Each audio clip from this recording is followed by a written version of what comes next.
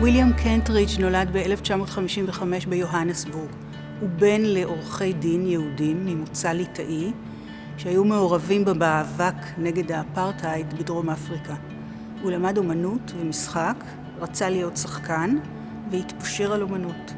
הוא עדיין חי ויוצר ביוהנסבורג. מאז סוף שנות ה-80 הוא פיתח כתב יד שמבוסס על אנימציה של רישומי פחם על נייר, שבהמשך התפתח למיצבי וידאו גדולים שמשלבים גם פיסול. בשנים האחרונות הוא גם מביים אופרות.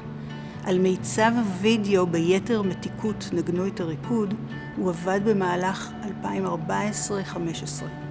זו תהלוכה של דמויות, צלליות ורישומים מונפשים, ואת התהלוכה מובילה תזמורת כלי נשיפה מדרום אפריקה, ואחריה הולכות רוקדות דמויות מצוירות בפחם, רשומות בכתב ידו המובהק של קנטרידג'. שורה ארוכה של דמויות אוחזות בחפצים, חולפת על פני 8 מסכים שנפרסים לאורך 40 מטר, ויוצרת מעין תיאטרון צלליות ענק בתנועה, שיש בו אנימציה של רישומים, מגזרות נייר, אובייקטים מפוסלים וקולנוע. העבודה הוצגה לראשונה באמסטרדם ב-2015, ומאז היא הוצגה במקומות שונים בעולם, לונדון, ניו יורק, סאול, מיאמי, מילווקי, קוצ'ין ועוד, ובכל מקום היא מתאימה עצמה לחלל הצוגה שבו היא מוצגת, כמו במקרה שלנו בתל אביב, וגם נושאת בתוכה את ה-DNA של ההצבה הראשונה במוזיאון איי באמסטרדם. מבנה שנפרס כמו דפי ספר אקורדיון, 8 מסכים שמוצבים בקשת זוויתית מקוטעת. המסע העולמי של העבודה נדמה כמו המשך טבעי לתהלוכה שעומדת בבסיסה. עשרות אנשים שהולכים בכיוון אחד, הולכים או נעים בצעדי ריקוד. כולם צולמו בסטודיו של קנטרידג' ביוהנסבורג, והחפצים שהם נושאים בידיהם הם מגזרות נייר שנעשו על פי רישומים שלו. בין החפצים אפשר לראות כלוב ציפורים, אמבטיה, טלפון, מכונת כתיבה. הרקע של כל ההתרחשות הוא נוף לא מוגדר. מקורו אמנם ביופי יוהנסבורג, אבל הוא יכול להיות כל נוף. הוא מצויר בטכניקה שהפכה למזוהה עם קנטרידג'. הוא מצייר דימוי בפחם או בפסטל, מצלם אותו, מוחק אותו, ועליו מצייר דימוי חדש, שבתורו מצולם ונמחק וכן הלאה, מה שיוצר את מראה הסטופ מושן האופייני לעבודותיו, טכניקה בסיסית של דימוי בתנועה. את המהלך של ציור, מחיקה וציור מחדש אפשר לראות גם כמטאפורה למהות העבודה שלו. רובדי משמעות זה מעל זה. ובהתאם, כל עבודה מבקשת קריאה דרך מספר פריזמות ונקודות מבט. מקור ההשראה המיידי עליו קנטרידג' ביסס ביתר מתיקות נגנו את הריקוד הוא מחול המוות של ימי הביניים, הדאנס מקאברה. דאנס מקאברה הוא דימוי שנולד בעקבות המגפה השחורה, מגפה שקילתה באמצע המאה ה-14 בין שליש למחצית מאוכלוסיית אירופה. המוות הפך לחלק בלתי נפרד מהנוף האנושי. הדאנס מקאברה כלל שורה של אנשים מלווים בשלדים שנעו בצעדי מחול לכיוון הקבר, המקום שאליו מגיעים כל בני התמותה. בבסיסו ההכרה שריקוד הוא היפוכו המוחלט של המוות. כל עוד הגוף נע הוא מביס את המוות, וברוח ימי הביניים גם משלים עם קיומו. שיירת ההולכים רוקדים של קנטרידג' מובלת על ידי נגנים, והיא מכילה את ריקוד המוות, אבל מציפה אל פני השטח עוד טווח רחב מאוד של מקורות התייחסות. תהלוכות לוויה אפריקאיות, תהלוכות לוויה בניו אורלינס, תיאטרון צלליות, משל המערה של אפלטון, טכניקות של טרום קולנוע וראשית קולנוע, שיירות פליטים, צעדות מוות, ובהקשר הנוכחי המסוים של חג סוכות, נודדים באשר הם, אנשים שהולכים ממקום אחד למקום אחר. חלקם חולים, חלקם בקושי הולכים, חלקם גוררים אחריהם שקים ובהם חפצים. אחרים ממהרים ורוקדים. יש ביניהם מנהיגים שנושאים נאומים, וישנה גם מישהי שכותבת, רשמת האירועים, הקצרנית של ההתרחשות כולה, העדה של ההליכה. כשקנטרידג' צילם ב-2015 את החולים המחוברים למכשירי אינפוזיה, הוא חשב על איידס ועל אבולה. אלה היו המגפות שאיימו אז על אפריקה, והן שעוררו בו את הזיכרון של המגפה הקדומה, הנוראה במגפות, המגפה השחורה של המאה ה-14. אי אפשר היה לדמיין שכאשר העבודה תוצג ב-2020, היא תקבל רלוונטיות לא צפויה לנוכח מגפה חדשה. לפעמים זה קורה.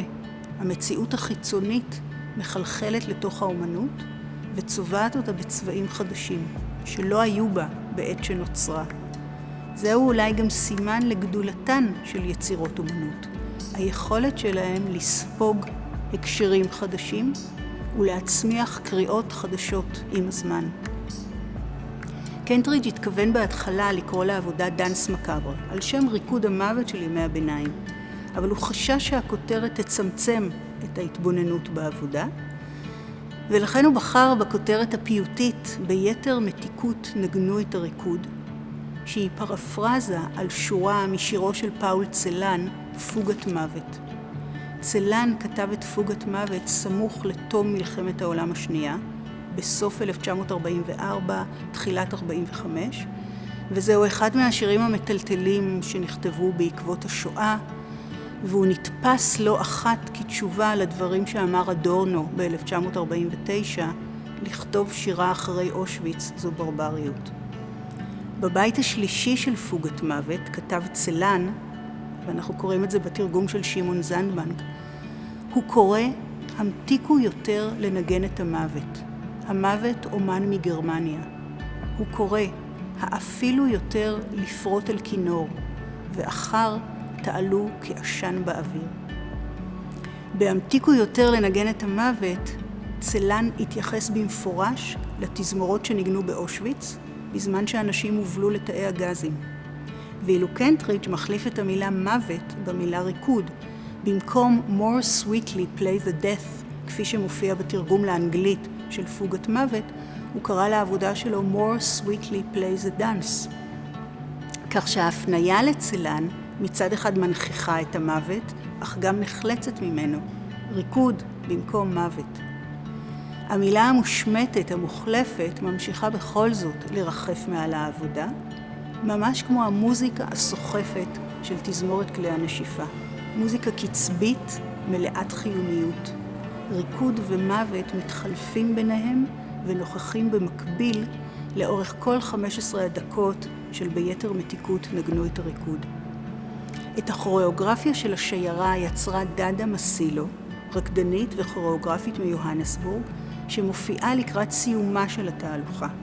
היא רוקדת על קצות האצבעות בסגנון הבלט הקלאסי, משלבת תנועות של ריקוד אפריקאי ומחזיקה בידה רובה. המופע שלה הופך לביטוי המושלם של חיים ומוות, של היפה והנורא. כשהיא נעלמת מהמסך, העבודה מתפוגגת ומשאירה אותנו מול נוף אנימציה, רשום בפחם, ריק מאנשים.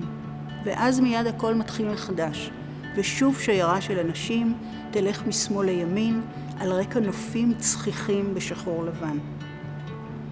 בחסות העיתוי של חג הסוכות אפשר לדמיין את בני ישראל הולכים במדבר על רקע נופים צחיחים כאלה. הולכים ועוצרים, ממשיכים והולכים.